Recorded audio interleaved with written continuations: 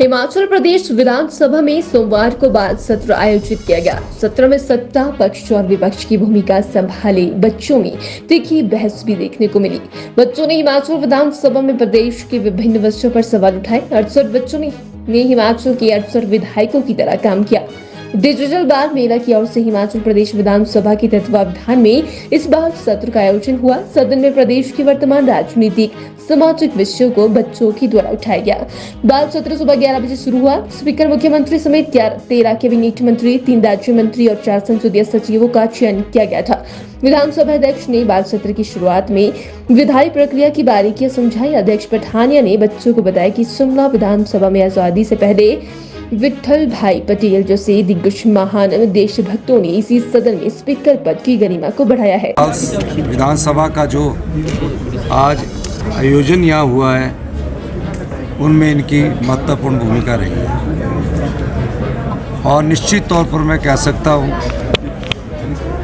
जो बच्चों ने सवाल पूछे, मैं कुलदीप पठानिया जी से पूछ रहा था कि ये सवाल बच्चों ने कहाँ से पूछे, तो मुझे लगता है कि जो चीज़ें हमने बजट में दिखाई गई है और जिन मुद्दों को हम जनता की अदालत में उठा रहे हैं, अब शानन पावर प्रोजेक्ट का बच्चा सवाल पूछे तो निश्चित तौर पर आश्चर्य होगा। ऊल से संबंधित सवाल पूछे कि किस साल से ऊल पावर प्रोजेक्ट बन रहा है, निश्चित तौर पर आश्चर्य होगा। इलेक्ट्रिकल व्हीकल से संबंधित सवाल पूछे, निश्चित तौर पर आश्चर्य होगा। मुझे लगता है कि सब चीज़ों का जो हमने बजट प्रस्तुत किया है, 40 साल बाद एक ऐसा बजट प्रस्तुत किया है जो नए हिमाचल की नींव रखेगा और निश्चित तौर पर बच्चों की आशाओं के अनुरूप जो सवाल पूछते हैं उस बजट से मिलते जुलते और जो हम पिछले 5 महीनों से अपने मुद्दे उठा रहे हैं उनसे मिलते जुलते हैं। तो इसलिए मैं बच्चों का भी धन्यवाद करूंगा क्योंकि 43 बच्चे इसमें चुनकर हिमाचल प्रदेश के गवर्नमेंट स्कूल और दूसरे प्राइवेट स्कूलों से चुनकर आए, इसलिए बच्चों का भी बहुत बहुत धन्यवाद। क्या कि हिमाचल की विधानसभा क्षेत्र में हमेशा से पढ़े लिखे लोगों की तादाद ज़्यादा रही है। 80%, 70%, 90% डॉक्टर रहे हैं, इंजीनियर रहे हैं, वकील रहे हैं, एडवोकेट सारे, तो ये निश्चित तौर पर ये रहे हैं। लेकिन हमारा मानना है कि जितना पढ़ा लिखा बच्चा आएगा, अगर कोई अनुभवी व्यक्ति पढ़ा लिखा भी ना हो, वो अपने अनुभव से जो ज्ञान अर्जित करता है उसका फ़ायदा समाज को भी होता है। ये नहीं है कि एक एडमिशन ही चुनकर, ऐसे भी व्यक्ति होते हैं जो अपने अनुभव से, जो प्रैक्टिकल में ज्ञान अर्जित करते हैं। Experience is a greatest knowledge, अनुभव सबसे बड़ा ज्ञान है। वो लोग भी जब अपना ज्ञान देते हैं तो उस पर भी सरकार के द्वारा अमल किया जाता है। सर की अध्यापिका है, उसके साथ ही मैं अपने विद्यालय के प्रधानाचार्य महोदय जी का भी बहुत बहुत धन्यवाद देना चाहूँगा क्योंकि आज उनकी बदौलत ही कहीं ना कहीं, क्योंकि उनकी बदौलत ही आज मैं यहाँ पे हूँ। तो मैं सबका बहुत बहुत धन्यवाद देना चाहूँगा जिन्होंने भी प्रत्यक्ष या प्रत्यक्ष रूप से मेरी मदद की थी। साथ में मैं हमारे एक भैया हैं विवेक भैया, उनका भी बहुत बहुत धन्यवाद देना चाहूँगा जिन्होंने कदम कदम पर मेरा साथ दिया और हर पल मुझसे अपने साथ एक छोटे भाई के जैसे भैया। अपना परिचय दीजिए, अपना नाम। जी सर, मेरा नाम जो है हरिओम गुप्ता है और मैं उत्तर प्रदेश का निवासी हूँ, कुशीनगर जिले से। मैं अगर गांव की बात की जाए तो मैं डुमरिया गांव से अपना ताल्लुक रखता हूं, परंतु वर्तमान में मैं बिलासपुर में रह रहा हूं। गुग्गा भटेर आप जानते होंगे, वहां पे मैं रहता हूं। और अगर मेरे विद्यालय की बात की जाए तो जवाहर नवोदय विद्यालय कोठीपुरा, जो कि आप पूरा भारत जानता है क्योंकि नवोदय विद्यालय एक बहुत बड़ी शैक्षणिक संस्था है, वहाँ पे पढ़ाई करता हूँ। होगा पिछले कुछ एक वर्षों से संसद में इस तरह के कई आयोजन हो चुके हैं और हमारे बड़े महापुरुषों के जन्मदिन के अवसर पर जो फ्लोरल ट्रिब्यूट का आयोजन आजकल हो रहा है वो अपने आप में बहुत प्रेरक है। बल्कि फ्लोरल ट्रिब्यूट एक तरह से वो रस्म अदायगी की तरह रिचुअल बन गया था। उसको पिछले 2-2.5-3 वर्षों से जो नया प्रयोग उसमें मिला है, जिस तरह की प्रतिभाएं आ रही हैं, वो अद्भुत है, प्रेरक है, हम सबके लिए बहुत ज्ञानवर्धक है।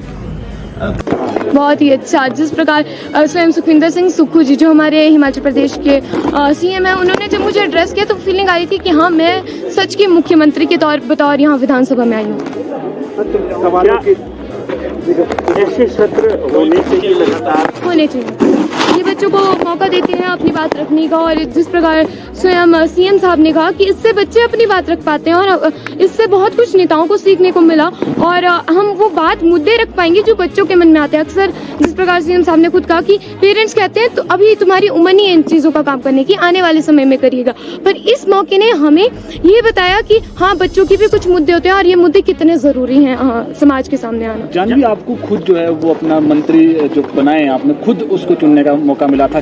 नहीं, क्या आधार बनाया गया आपने? नहीं, वो डिजिटल बाल मेला नहीं किया, यूँ कि बच्चों ने अपने अपने वीडियो डाले जिन्होंने स्वास्थ्य मंत्री की दावेदारी की, जिसकी भी दावेदारी, और हमारे जितने भी मंत्री जो चुने गए थे उनके वोट के आधार पर बच्चे आगे चुने गए थे। क्या लगता है आपको अभी किस चीज़ की नीड है, किस चीज़ की नीड है हिमाचल प्रदेश? शिक्षा और स्वास्थ्य मैंने कहा था, उसी के साथ ट्रांसपोर्टेशन की भी प्रॉब्लम्स हैं यहाँ पर बहुत क्या सारी। लगता है कि सामने बच्चों को पॉलिटिकल अवेयरनेस क्रिएट करते हैं बच्चों में? बहुत ज़्यादा पॉलिटिकली अवेयरनेस। अब डिजिटल बाल मेला प्लेटफॉर्म है, इसने कितनी ज़्यादा, ये अब नहीं, राजस्थान बाल सत्र ने भी कितने बच्चों को मोटिवेट किया कि हाँ, पॉलिटिक्स कोई गेम नहीं, ये बहुत कुछ सीखने का मौका दिलाते हैं, और इसमें आने के लिए क्या क्या चीज़ें ज़रूरी ये प्लेटफॉर्म सिखाता है, और बच्चों को कंस्ट्रक्टिव बिल्डअप के लिए बहुत ज़रूरी है। जो मुद्दे अंदर उठे, सीएम साहब ने कहा है कि जो बच्चों ने सुझाव दिए हैं उन सुझावों पर भी हम काम करें। कैसा लगा सीएम सिक्कू ने आपकी पीठ थपथपाई?